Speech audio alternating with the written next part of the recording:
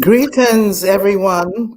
Here we are again, Black Mental Health Matters, streaming live from YouTube, LinkedIn, and also US of Africa page. And my name is Sister Olorontoyin, and I will be co-hosting with Idris Gaines. We have... Go ahead, Idris. Hi, good morning. Dave, thank you for having me on the show. It is a pleasure to be here, and I look forward to today's conversation.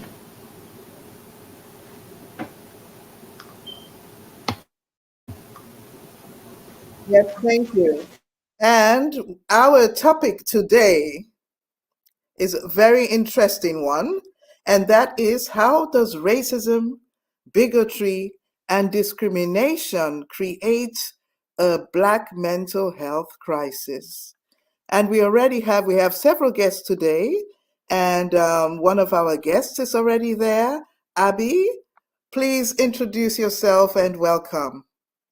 Hello, thank you so much for having me. I'm Abby Anka, or you can call me Abby, and I'm a investigative journalist, but I'm also a founder of a platform that focuses on young men and providing safe spaces for them to come together and meet other men and talk about life stresses.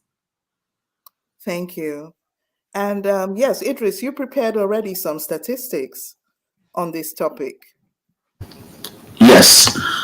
Um, as we all may be aware, nearly most Black people are 20% more likely to report serious psychological distress than their white counterparts. Additionally, mental health and behavioral health conditions are more common in the criminal justice system. Approximately 50 to 70% of Black youth in the DJJ system have some diagnosed mental health condition. With these statistics in mind, we must ask ourselves the question, how is it that mental health is so disproportionately impacted for Black people compared to their white peers?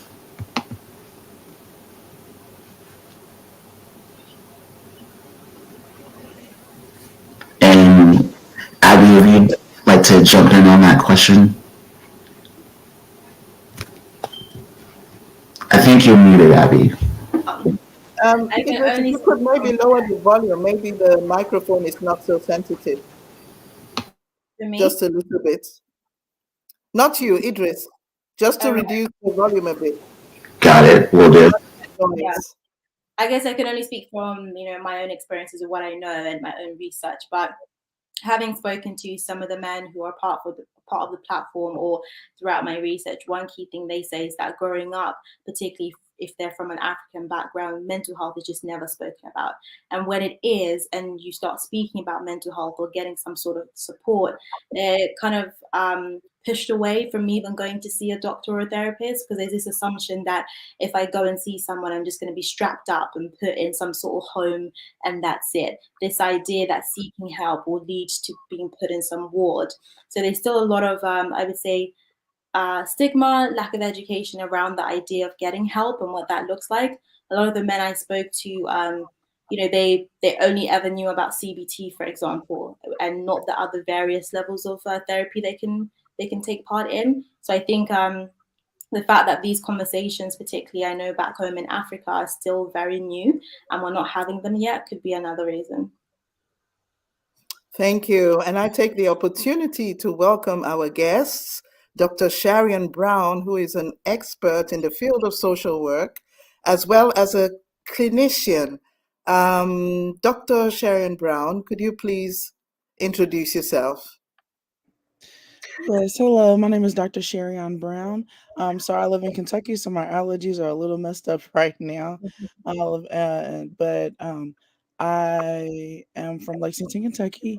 I'm an adjunct professor at the University of Kentucky, and I work in the public school system where I am right now.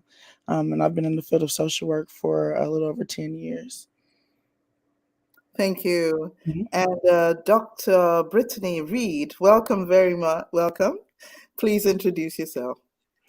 Hi, everyone. I am Dr. Brittany Reed. I am a clinician. I also am a mental health practitioner at a school system here in Louisville, Kentucky. I'm also an adjunct professor at the University of Kentucky and North Central University. Thank you. Welcome. Okay, over to you, Idris. Thank you. Next question for our panel. Black people, people of color, marginalized groups experience life differently than those with power.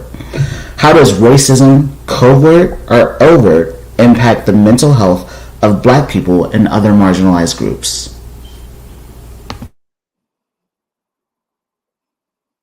Feel free to take the question.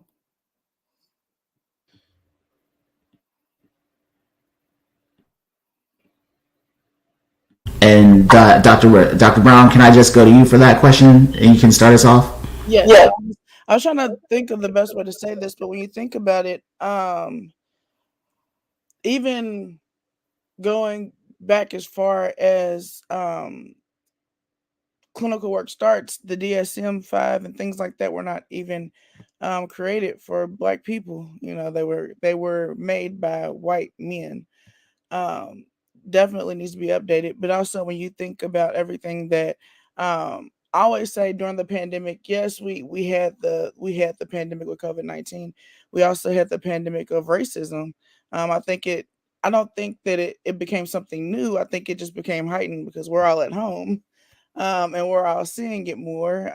And so I think that Black people as a race, we have to deal with um, our own mental health problems related to staying at home, COVID-19, and then we also had to deal with watching the Breonna Taylor trial, with watching George Floyd dealing with racism also. That makes a huge impact, and a lot of Black people do not seek mental health help. It's not a norm. It needs to be, but it's not. So when you think about all these things put together, the impact is huge. Thank you, Dr. Brown. And I want to jump to Dr. Reed and Abby, but I do want to add in a follow up to this. So, that being said, regarding the DSM 5 and the diagnosing of mental health conditions, does representation matter when it comes to the mental health field? And I will go to Abby on that one, and then Dr. Reed, you can jump in as well. Yeah, it definitely does matter. I mean, when I was doing my research before starting the platform for men, so Black, Asian, ethnic minority men, a lot of the things they were saying is that, I want to speak with someone who understands where I'm coming from, who understands my culture, who understands my background.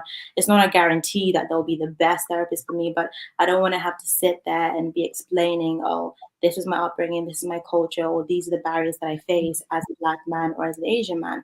So those were some of the frustrations they felt when, because there are Black people who do actually go to therapy and who want therapy and who try to get therapy, but when they do get that therapy, over here in the UK anyway, most times it's with the white woman, white man, and as nice as that person may be, there's that thing of explaining, okay, this is what I mean by this is what I'm going through, this is the culture, this is everything. So they were frustrated that they spent like an hour having to explain to their therapist certain things just for their therapist to now be able to help them. So I think representation definitely does matter a lot, because, and I would say particularly, for men in particular as well, because they were saying, look, I already find it so hard to speak up. I want to know that when I do finally go and speak up, it's going to be another fellow brother. I want to be open. I want to be myself. I don't want to keep holding back. So yeah. Thank you, and Dr. Reed. I think yes, representation is a huge thing. Just to piggyback off what Dr. Brown said, she specifically talked about the DSM-5, but we also can even go back further. This field, social work, therapy, this field was created, but it also wasn't created to serve people like us. A lot of these Mm-hmm. and these professions were not created for us to be their clients and the people that they serve. So that's also a barrier. That's a historical barrier that we are facing as people of color trying to maneuver through these different fields of service. So that's one piece to it. And to also add to Dr. Brown, I think, yes, historically, on statistic wise, African American people don't necessarily access service when compared to as much as when compared to other races. But I think, as she mentioned, with COVID-19 and the pandemic and everything that we had to experience through um, racial injustice and all of that, it did um, increase the access of services through the African American community, right?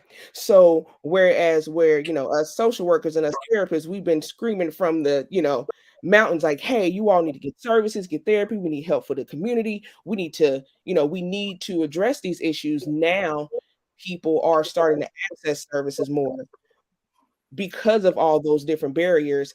But then, as a barrier to that, realistically, there's not a lot of people of color in the field. So that's another barrier that we are experiencing. So yes, with everything that we've had that's been going on, we really want to have people of color that look like us, because they understand our struggle.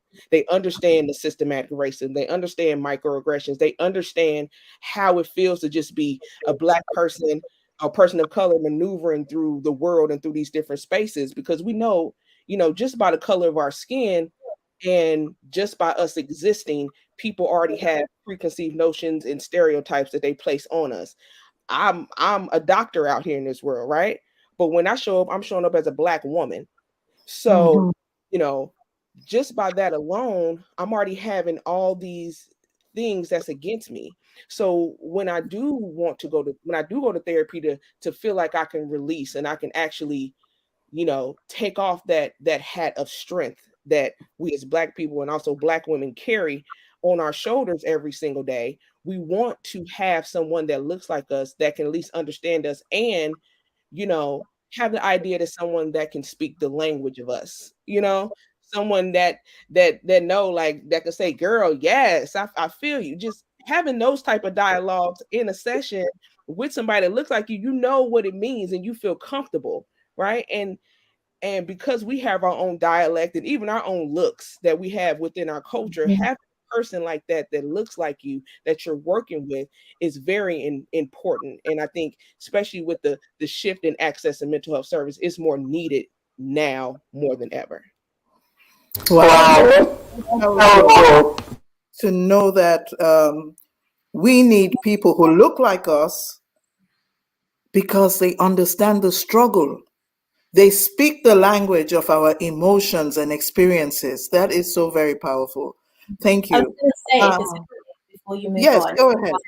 touching on what Dr. Reed said, one thing as well that I think is not spoken about as much is, how can I explain it? This assumption that when you're grieving or going through something, you have to react in a certain way. So I'll give an example. When I lost a good friend of mine to knife crime, it took me a very long time to see how I was affected. I was impacted, like, mentally, but you couldn't see that on the outside. When I did my first kind of therapy session, the woman said to me, "Oh, you look perfectly fine. I don't understand why you were transferred, to me. I think you're fine." So I was just like, "Yeah, I'm fine, cool, bye." Because I wasn't keen on therapy anyway. But then to walk in and for someone to now say to me, "You don't look like you're upset. You don't look like you're impacted by it." For me, it's like, what is someone who's upset look like? What is someone who's depressed or who's a victim look like? And I think that's another type of bias where people have to understand that we're not all gonna react in a certain way. And particularly when as a Black woman, I can only speak as a Black woman. Sometimes maybe when you grow up in a household where, you haven't really seen your parents be vulnerable and you haven't seen how they actually be emotional. So you've grown up with that, right? So how you are emotional is not how typically other people are. So I think there's another type of bias and assumptions that needs to be checked.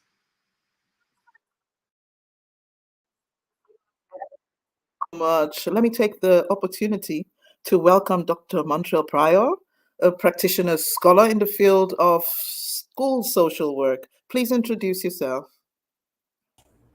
Hi, everybody. I know I kind of got on here late. I had some technical difficulties, but all is well. So I'm Dr. Montreal Pryor. I'm a clinician here in the DMV area. I specialize in, school social work, working with Black boys and men, as well as working with Black boys within the area of special education in the school system. So a lot of my work is through the school system or through education in some way, some shape, form, or fashion, as well as integrating mental health in that. So yeah, that's a little bit about me. Thank you. Thank Mhm. you. So if we come to the question which we have, I would like to get your perspectives on that. You cut out a little bit. Can you repeat And the question? that is the nation. Is my mic on? Yeah? Yes, okay. Yeah, the question I'm asking is the trauma of racism, bigotry, and discrimination. When they impact on us, what are the signs? What are the clients, what are Black clients saying? How does this show up in their everyday lives?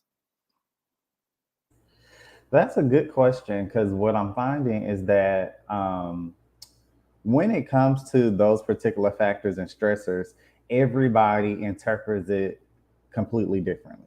So it's hard to to pinpoint it because everybody is kind of internalizing it very differently. And so I think the biggest thing with it is that people internalize it, but don't necessarily talk or deal with it within that moment. And so what you have is later on down the line, that trauma starts to bubble back up and it starts to spill over in your relationships and your friendships, in your marriage and your finances. And so then you have to do almost double the work to go back to get to the root of that issue, solve that issue, and then work through all the other issues that you created because of the root issue of the racism that you experienced that you never maybe even had the opportunity to kind of sit down and unpack.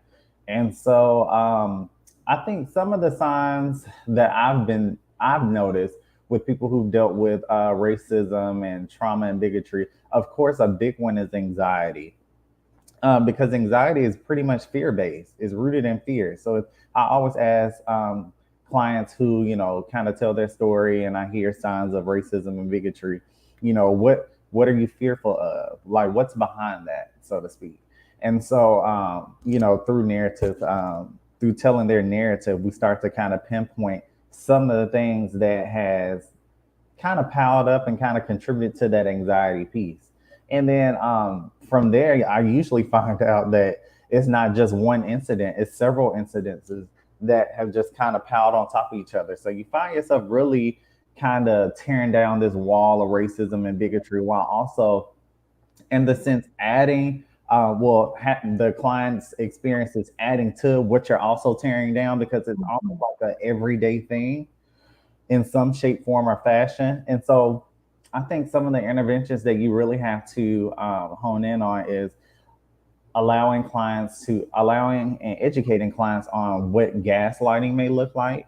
Mm-hmm. Another big one too that I can think of off the top of my head is setting boundaries. I think a lot of the times, particularly with Black people and Black men in general, I find that we have a hard time setting boundaries. And Mm-hmm. so part of it is because we don't necessarily know what a boundary is. We don't know what it looks like. And so we typically just navigate this world just kind of internalizing a lot of things. And so I think because we internalize so many things as Black men in particular, it's so easy for us to be able to kind of have a sense of or know or be sensitive to our environment. We kind of seem like we're on edge a lot of the times. And most of the times we have to be. And that's usually because we're not setting boundaries and setting expectations of what we expect from our communities, from our friendships, relationships, and just all the people that we're connected to. So Thank you so much for that. mhm. So this is again Black Mental Health Matters, breaking the stigma in our Black communities. And yeah, please share the link, inform your friends. And I just read some comments now of what our audience is saying. We have Naomi Elliott, and she says, because we are often stigmatized for our mental health, this is a very real reality of unlawful detainments and the trauma from these experiences as well. And Gregory Gray is saying peace and blessings to you all on Black Women's Equal Pay Day. So there's another very important day today. We have also someone saying seeking help is often seen as acknowledging a weakness. And Regina Rose says cultural differences identify management and stigma, trauma, poverty, and superstition are only a few causes of this crisis. Does anyone want to comment on that? I do want to make a comment on the portion where they were saying oftentimes that it seems like going to therapy is like acknowledging a weakness or Yes. seeking help. And in a sense, it is. And so a lot of the times, that's part of the problem. We have kind of been socialized to just take everything and just throw it on our backs and keep going. And that's kind of where you get the strong Black woman trope and the strong Black man trope. And you don't allow yourself to be vulnerable enough to have those conversations and talk about the feelings associated with those conversations. And so what happens is we end up just holding on to, different problems and trauma and all of these issues that we don't talk about. And for Black people, it's even more of an issue because as we hold on to those things, they start to manifest throughout our body. We start to develop even more mental illnesses, depression, anxiety, just to name a few. We start to, see increases in hypertension within our blood pressure. We start to see more Black women and Black men having strokes and heart attacks and dying early from all of these natural causes that trauma has contributed to. And so yes, it is very important to acknowledge, yes, I'm in a weak state right now and I need help. I need to actually discuss what's going on and then get the tools and resources that you need to work through that. Because as we go throughout life, you may find yourself approaching this particular situation again or something very similar. And what we want to do is provide you with the tools necessary so that you can be self-aware, and know what you need to do in the instance that you find yourself in this situation again. And also, too, it doesn't hurt for you to go out and teach somebody else how to use the same tools that you learned in therapy as well, and how they can use those same tools and apply them to whatever situation that they got going on. That's also how we break generational trauma as well. And so I really think, too, even with everything that's going on, I personally feel like more Black people are seeking therapy, and I like to think that a lot of that is coming from pop culture. So you see it a lot more in TV shows. For example, Insecure, they dealt a lot with mental health. You start to hear more celebrities and rappers and singers and artists discuss, mental health and putting it at the forefront of their music, and then having them to discuss, hey, I am in therapy, or I do have a therapist. And I think because of those large platforms, people are starting to see, oh, this is a very real thing. I'm not the only one going through this. My favorite artist is also going through this. My favorite football player is also going through this, and they're seeking help. So if it's helping them, why not, give it a try as well. And so I do feel like though, there are still barriers to mental health, and there are still people having difficulties with accessing care or even wanting to seek care. I still also think, on the other hand, that we are seeing an increase of Black people reaching out and actually taking advantage of what's out there for them. Thank you. Awesome. I just wanted to jump in and piggyback on some of the things that were brought up. You all are absolutely right regarding, there are more Black people that are seeking care now, and it is a lot more evident in pop culture. However, something else that you also noted were the barriers. And sometimes we kind of forget about those structural barriers that actually exist to accessing care, and how not every Black person has quality health insurance that can actually pay for mental health services. Or the fact that you could have a wide variety of nonprofit services available, but they don't go deep enough that actually delve into the issues that affect Black and brown people on an everyday basis. So we have to address these structural barriers.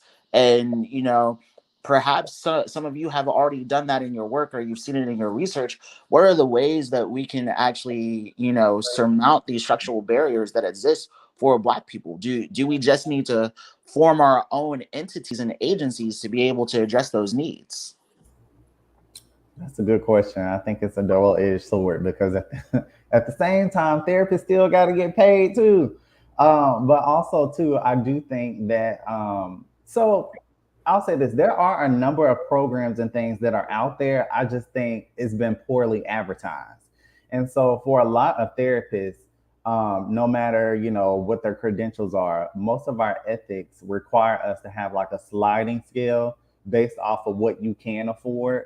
And so I think that's one thing that a lot of clients don't necessarily ask for. And I think that's one thing that a lot of therapists don't necessarily intentionally put out, unfortunately. I do think too, there are a lot more community based resources, but like you said, they don't go that deep enough. They only maybe provide so many sessions, or kind of scratch the surface of what goes on, because you don't have so many sessions. They spend a lot of time just trying to get to know you, and then by the time they get to know you and you get to talking about some of the things that you're going through, therapy's up. And so I do think that in order to address these barriers, the entire system just needs to be kind of scrapped and reconstructed in a way to where we do what we say we're going to do and service everybody. And I just think that looks different across the board and across I know for me in the US, I feel like it just, the whole system is just kind of rigged, so to speak. So it's very antiquated. And then, you layer that with insurance companies and them kind of letting you know who you can see, who you can't see, or we gonna pay you for this, and we not gonna pay you for that. It honestly is very antiquated.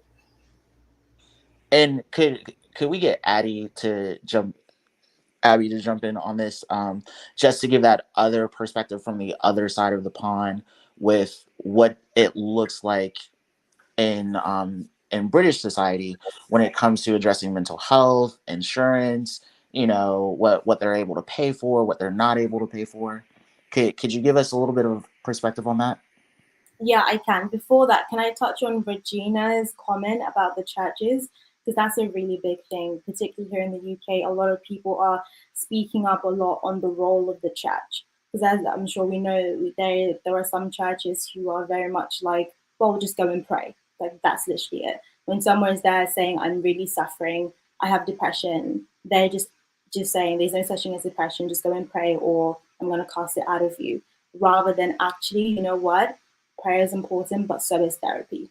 Here, you need to go to therapy. This is how we can support you. And I think that's a major thing because a lot of, and I'm speaking about our community, those are the people who are actually under the radar, the people that were not seeing, were not reaching as well, because with some of them, they're very, very loyal to their church and very loyal to that community, that whatever they say goes. And so what then happens is I was having a conversation with this other nonprofit asking them, do you ever go into churches? Do you ever kind of, find a way to be a part of that community? Because those are some of the Black people who are actually under the radar, who some of them have gone through even abuse within the church, and they're still trying to seek support from the church. And yeah, so I definitely think that's a topic that needs to be spoken up much more. And a lot of leaders, I feel, need to speak up much more about that. Because a lot of things are constantly happening around the world when it comes to churches, mental health, churches, and abuse. However, quite often I feel like it's kind of put under the rug. But in regards to your question here in the UK, so of course we have the NHS, which you don't pay directly for. So when you are going through certain things, you will go to the GP who might see you. However, due to our waiting times are really, really bad. So there are some people who've been waiting a year, 2 years just to be seen by someone. And the alternative would be private health, which is obviously expensive, or you go to someone who's independent and sometimes you don't get the help that you need. So I remember speaking with one man that when I was doing my research for my platform for men, and he said, "Look, at the end of the day, there was a time where I actually went to try to get help through the NHS, and the way they responded was, well, you don't really seem depressed. You have to cater to those on the severe end of the depression. We don't have much resources, we don't have much investment, we don't have much time, so therefore you're okay. Go to the community services, go to the non-profits, but right now we just don't have all of that space to be catering to you because you're not on the severe end of anxiety, you're not about to take your life." So those are some of the things that people here are experiencing, where whilst yes we do have the NHS, the waiting times are very, very awful. So, and what you find as well, that there are a lot of people in the grey spaces, so they don't have severe depression, they don't have severe anxiety, they kind of have work stress, or they have family issues, and they're not sure where to go because they're thinking, okay, do I get a therapist? But I don't think I'm depressed, or do I just speak to my friends? They don't know where to go basically, because this idea that only if I'm severely depressed can I go and seek professional. They don't realize that actually a lot of us, whilst we may not be thinking of taking our lives or so forth, therapy would be good for us because we still have other unaddressed trauma. So yeah. I want to add to that if you don't mind. I just thought about this. A huge way we can break the barrier to accessing mental health is really meet the people where they are. And so, yes, setting up shop at churches or reaching out to churches and saying, hey, we have an organization here. Can we collaborate? Or, churches starting ministries of mental health with inside the church. I mean, I'm sure there are clinicians that attend churches. And so I don't see it being a problem to provide that as a service outside of trying to figure out the nuts and bolts of who gonna get paid or if y'all are gonna, offer that. Um, Also, too, you can meet community-based mental health services within the schools. That way, people within the local neighborhoods can also go and attend the clinic at the school. So that way, you kind of really are bringing therapy to them versus them coming to you. And so Mhm. that's a more um, I think that's a newer way of doing it. I'm seeing Mhm.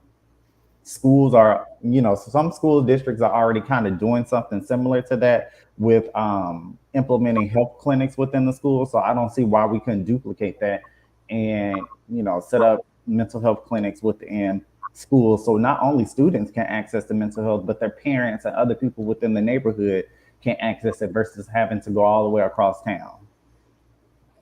Yeah, fantastic, fantastic. And there, for example, we're talking of looking for solutions within our communities and not just depending on these institutions of psychiatry and systems which actually are flawed. And yes, Regina is also saying that racism is often a factor, no question, but the danger of only looking for external factors is that we always risk the failure of looking within at our own prejudices, bias, and forms of discrimination. So, what could you just mentioned some of them? What other factors could there be within our communities that we can, or even within ourselves personally, collectively, and individually, which we can utilize in addressing this mental health crisis? Um, I I guess for me to kind of answer that question, I want to and this is kind of going back. I'm kind of late in bringing my comment into this, but it kind of piggybacks off of uh what has already been said. But we were talking about earlier the idea of like the strong black woman phrase, right? Mhm. So within that, it has both positive and negative meanings behind it, right? So if you look at black people in the black community, we have always been known for our strength and our resilience based on everything that we've gone through, the historical um, things that has happened to us, even dating back to slavery and how we've overcome what we've been through, right? And Yes. so we're seen as strength, we're seen as being strong. So it can affect both us us internally, us as a person, and how we are viewed out in the community and in these out in these different service providers, right? So when you're looking at the self, sometimes, and speaking, I can only speak from a Black woman, that the word strength and resilience, the positive and negative behind it is that sometimes we see ourselves as being so strong and that we have so much on our shoulders that we have to do, that sometimes we don't seek the help or even understand that we need help ourselves, right? We don't want to ask for help because we have so much responsibility on us that we can't take away from work. We can't take, and if you're a mother, you can't take time away to get therapy, or even, you may have to take some time to be admitted into a psychiatric hospital. But who's going to raise these kids? Who's going to pay these bills? Who's going to do all this? I'm doing all this on my own and I can't step away. And that's where that level of strength, while it's a positive perspective, because we have that strength and resilience with us to handle all of those things, it also can be a detriment within us because we're not getting the help we need and stepping away from the things that are essentially, that could be, tearing us down, but we can't step away and get the help that we need. On the flip side, as far as the community perspective, and this goes back to what Abby said when she said earlier how she, lost a friend and she went to go speak to someone and they said You're fine. it's that because we have those phrases of the strong Black woman, or because we have all this resilience that's within us, the world sees us as that too, right? So therefore we can't be weak, we can't be sad, we can't be expressing feelings, because Black people are seen as being so strong that y'all can handle anything. So sometimes when we go ask for help, our voices get diminished and we get turned away because people don't see us as being sad or weak. So I guess taking that same perspective and looking within ourselves, and even how our strength can be to the detriment of us, I think that goes back to the original question of when the comment said about the racism and stuff that's within us. Until we get to that point that we realize that we are not strong all the time. We're strong, but we don't have to be strong all the time. We're struggling within ourselves.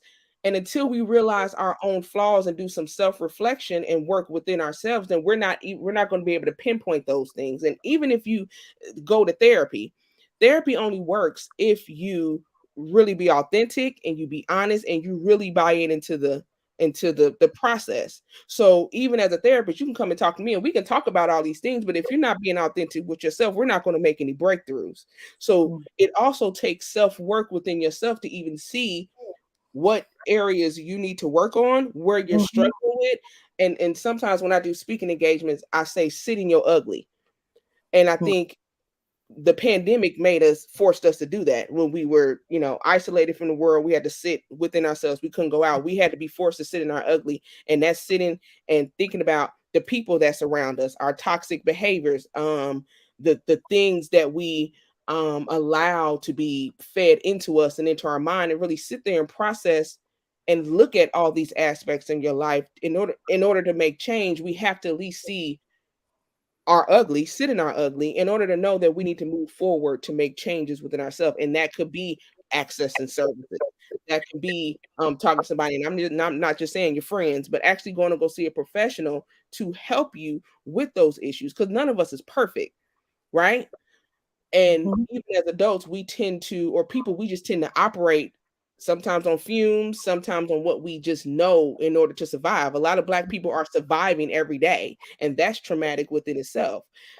But knowing when survival mode is hurting us and not helping us, when we're moving beyond just this is what I have to do, but what can I do within myself, or what services and help I need to help me get through this. We also don't have a sense of community anymore.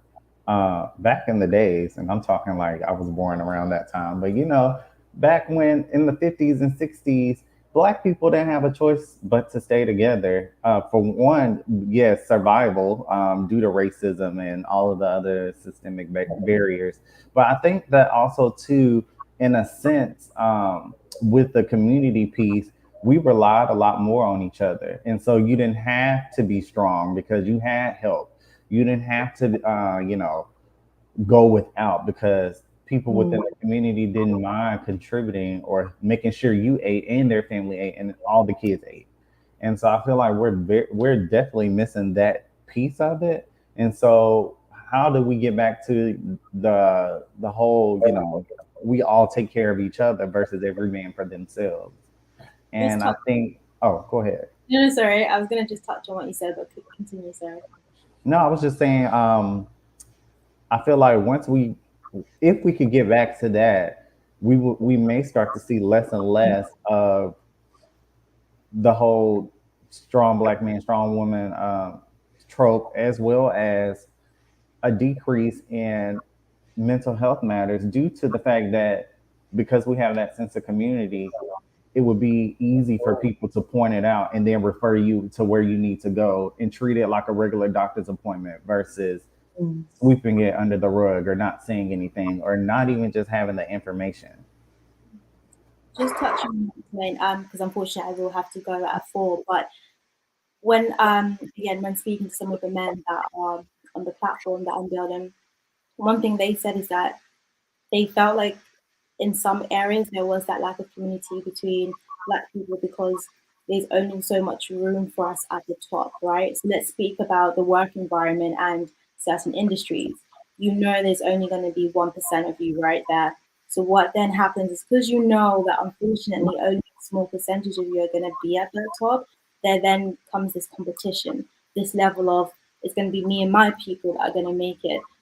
Whereas, instead of saying all my people are going to make it, right? And they were saying how it's difficult sometimes, but they know that there are certain opportunities that they would love to share with so many of with everyone basically, but because there's only so few of us who will get to the top, and we see all the time, even in UK media, as a journalist, is something I've seen a lot where you might have, a lot of black people on the front pages for a couple of days, and then you'll never see them for a month or a few months because, like, oh, they've highlighted just a few black organizations that month, right? There's only so many that they can do in their eyes. So I think that kind of, in a way, answers that community aspect of things where some people just feel as though there's only a few of us that are going to get to a certain point. So why am I going to share my resources with other people? How am I going to make it and help my family and support my family if I keep handing things out? I don't know if that's making sense, but yeah, that was a recent discussion we all had. Thank you. Thank you. And then we have again, let me see. Yeah, we had the question from Peter Musyoki, who's saying, is there a program to assist persons affected by mental matters? This platform needs to move from discussion to actual programs on the ground. Yes, we are in the process of developing programs which are going to be active locally. And in fact, some of them are already being implemented, and we probably should have a show where we introduce these programs to the public. And most everyone here is also involved in community work and service, which is already running. Could we get does anybody want to say something to that?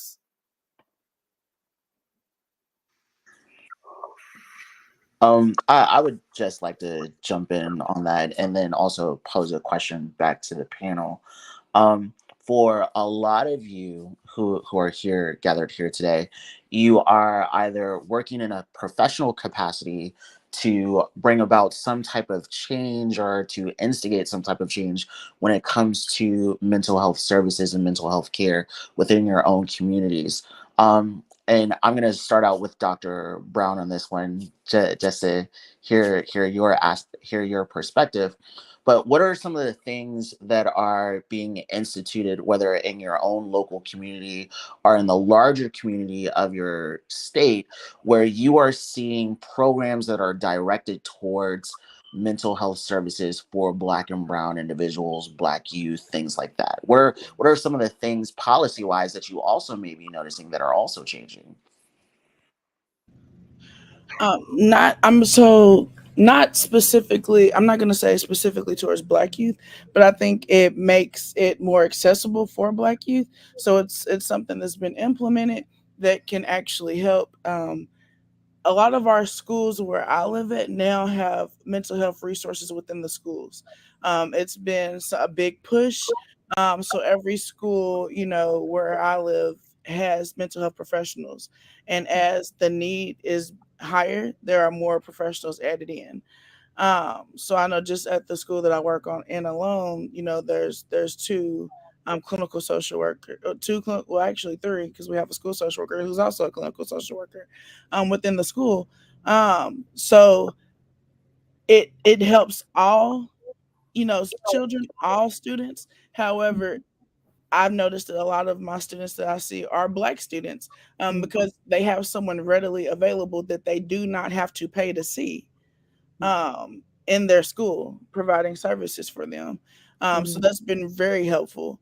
And there are more churches doing outreach here. They're starting to realize that there is a need.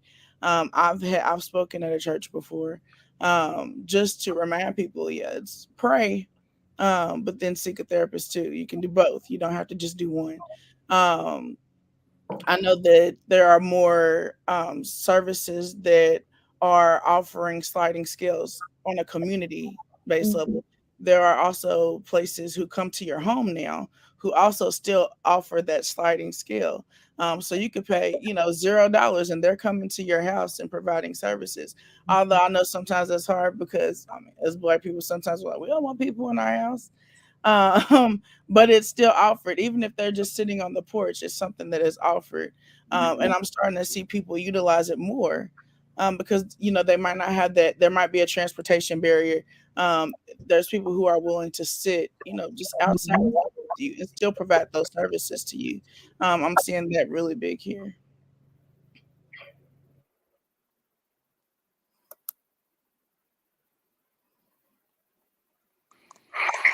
And I don't know if anyone else wanted to jump in on that vein of the conversation right there. For our listening audience, also, we're discussing some of the programs, whether locally, and then also maybe some of the policy changes that you may see in your local community or your state or wherever it is that you're at, where those changes are seeking to address access for mental health care services for Black people, for marginalized groups. What are some of the things that you all might be seeing as well? Well, I would say I live in Louisville, Kentucky, that area, and I know during the pandemic there was a rise in community services that was providing therapy to people, especially see in Louisville. The Breonna Taylor case hit us hard. It happened in my city. So we saw, we did a lot of protesting and stuff, and we saw a lot of therapists opening up private practices, opening up practices not only for the community and or free services or sliding scale fee services, but they also opened up practices to provide therapy for the therapist to give them those resources as well. Um, Kind of piggybacking off of what Dr. Brown said, my position within the school system is one of those resources that the schools are providing to address children's mental health. And so with that, what I've noticed is that a lot of people and a lot of adults, they're getting services for their children through the schools, but then sometimes, well, most of the time when school's over and the summertime hits, they're not continuing that service. So one of the things that, I can speak at least for my school, what we're doing is trying to incorporate the family more into the schools and providing therapy services for them so that they can at least get access to services and hopefully have it carry on outside of just the school year. So I know those are a couple of things. There's a lot of resources. I do see that there is a shift in the churches as well, where they are providing more therapy service, and not just the pastor who went to school to get his pastor degree and now he's a counselor. Not that they're actually bringing in licensed professionals, educated professionals to come into the churches. It's I wouldn't say that it was like that 3 years ago, but I do see a trend. I do see a growth in the Black churches bringing in licensed professionals to come in to work with the people within their church community. Awesome. And we're kind of getting into the home stretch with our last 5 minutes of time. So one of the other things that I wanted to bring up to kind of wrap this all up for everyone is oftentimes Black people are misdiagnosed at a disproportionate rate compared to their white peers. So you do get into the situations where sometimes they may say, you're not in pain, you're not depressed, you're not suffering, so our pain is minimalized, our pain is I guess you could say it's not counted, it's discounted. So how does that misdiagnosis play into this Black mental health crisis that we also have, and then lumping that all into the structural barriers that exist to accessing that care? And anyone can actually jump in on that one. I'd say it's been very critical. You're right. There has been increases in Black people in general being misdiagnosed from children and onward. And part of that piece is the cultural competence piece. Um, Not everybody understands Black culture. Not everybody understands the entire Black diaspora. And so what happens is you end up having um, Black people seek out or see clinicians who don't understand that culture piece. And so a lot of the times, because of their ignorance, you do see a lot of misdiagnosis without considering what are some of the cultural community barriers that are contributing to this particular person, exhibiting these particular symptoms, or why they aren't exhibiting these symptoms, or how why are they exhibiting symptoms that are different from what I've learned in school? Or like how is it being internalized differently? And so it really is a case by case scenario. And but the biggest piece is to analyze one's culture and where they come from, and how does that background, that community piece, that cultural piece influence the behavior or the things that they are exhibiting in front of you, or whatever they're coming to you. And so as a result, what happens is, of course, they get misdiagnosed and they go down this long line of going in and out of services that don't serve them. And it's not necessarily pinpointing the exact problem that they are exhibiting. And so what happens is they end up developing more problems on down the line because the root of the cause isn't being treated. And so now what we have is systemic barriers that has exacerbated, so to speak, the root cause of the problem. So, for example, you may have a child who is exhibiting symptoms of anxiety, symptoms of ADD or ADHD. And so, though they are exhibiting those problems without necessarily considering the cultural piece, you don't know if this child has a family history of, neurological. I can't talk today, y'all. Neurological disorders. You don't know if that child has experienced sexual abuse. And so, as a way for them to cope, they're exhibiting some of the same symptoms as you would see someone with ADHD exhibit, because they can't sit still because they're hypervigilant, and so on and so forth. And so what happens is, as you misdiagnose, you end up sending them down um, this road of just unnecessary services, re-traumatization, and end up adding on to the trauma that they came to you with. But because you didn't understand their cultural background and you wasn't culturally competent, you oftentimes add to that trauma, and so they end up developing even more mental health issues on top of the issues that they came to you for initially. That is so true. That is so true. It is really very important to understand the cultural context of the client, of the Black clients in general, but of the Black client. So that has been an amazing discussion. But before we close, I would just like to throw in a question, a closing question to the panel. And that is, we have already said that we find ourselves sometimes in this double pandemic, right, of racism, um, coronavirus, and yeah, every day people are finding them, are calling and saying we're dealing with this situation, and I'm not okay. What do you suggest people do who are having difficulties coping, who are having a feeling of crisis right now? I'll answer first before I head off, but I'm not a therapist. However, I can say, as someone who has done therapy, is that please do reach out. There are Black therapists there. There may not be as many as, of course, our white counterparts, but they are there.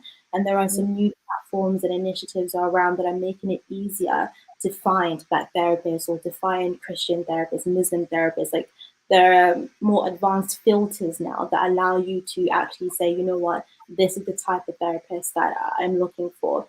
And don't feel ashamed or bad if you've had to go through one or two or even three therapists. At the end of the day, don't assume that the first person you speak to is going to be the perfect therapist for you. You know, we all go through it. When I was looking for someone to speak with, I went through a few people until I found the person.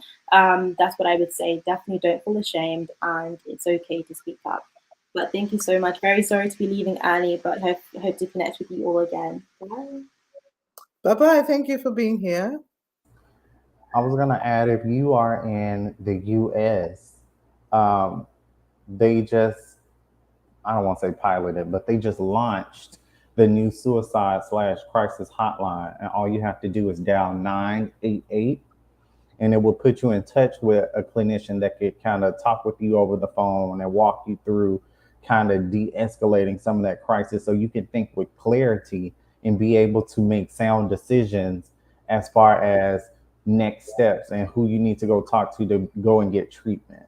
And so I think that is a critical piece, because when people need help, they need it right then, right now. And so what better way than to just dial three-digit number or three-digit number and have someone readily available to kind of talk with you and help you bring some of that distress down, so that you can be referred to go speak with someone in person and get the treatment that you need. Thank you so much. I would say that, there are services online. I mean, you can type in therapists in my area on Google to find people. But I will say that, I work in the school system, and, I'm out in the community. And although while I don't have a private practice, I've had people that come to me and ask me, do I know a therapist?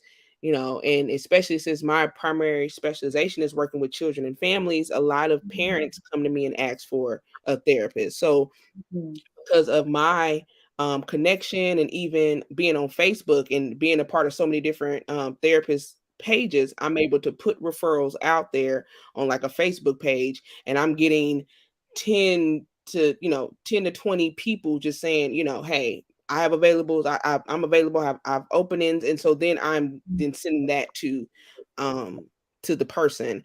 So it's just reaching out to somebody, or even if you know somebody that knows somebody that's a therapist, or even reaching out to them on social media.